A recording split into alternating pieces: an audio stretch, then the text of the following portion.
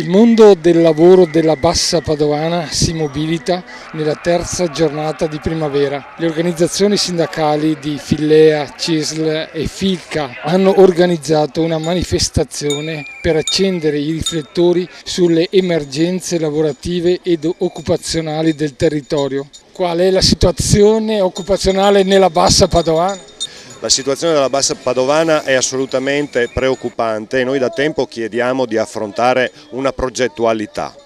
E non riusciamo a ottenere risposte, abbiamo queste iniziative che affrontano un'emergenza ma che chiedono anche un tavolo di programmazione, perché stiamo progressivamente nel giro degli anni peggiorando la situazione di questo territorio. Quali sono le ragioni di questa protesta? Ma le ragioni sono che abbiamo 30 lavoratori del parco che non hanno prospettive per il futuro. I lavoratori, in modo particolare del parco, chiedono cose molto concrete, rischiano di perdere il posto di lavoro.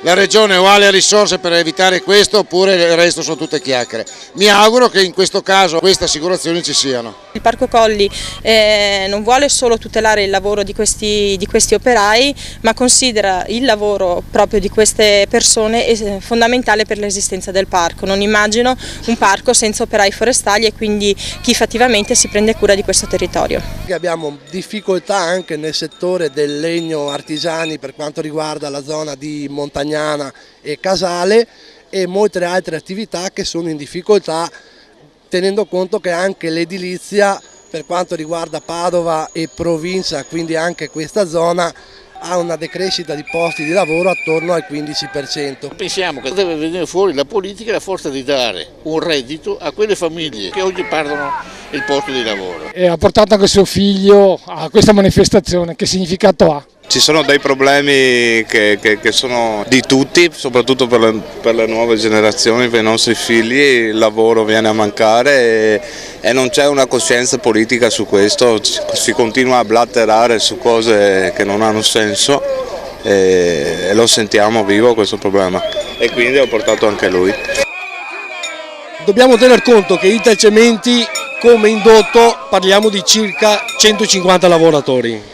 Per cui oltre ai 130 dello stabilimento parliamo di altre 150 famiglie in una zona che purtroppo, a differenza di altre zone della provincia di Padova, non c'è ristrutturazione dei soliti 10-15 lavoratori, ma qua stanno proprio chiudendo le aziende.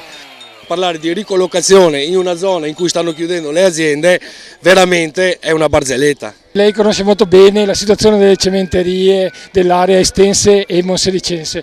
Qual è la situazione?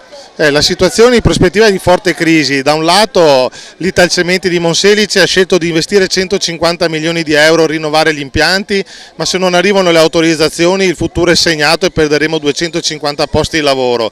Dall'altro lato c'è il problema della cementeria di Monselice, dove hanno chiesto una riduzione di personale per esuberi e anche qua la lotta sarà impegnativa. La questione è che l'industria del cemento è portante per tutta la Bassa Padovana. Com'è la questione della SECE allo stato attuale?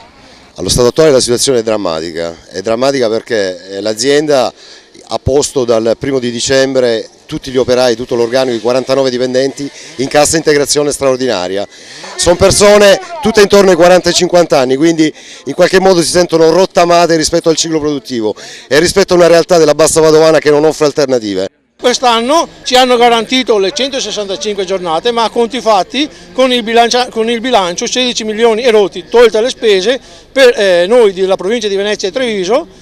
Quando arriveremo a giugno i soldi sono finiti. Oggi manifestiamo in solidarietà ai dipendenti del Parco dei Colli. Fra 3 mesi qualcuno verrà a manifestare assieme a noi, perché fra 3 mesi saremo a casa, dipendenti di serie B, sempre da 25 anni.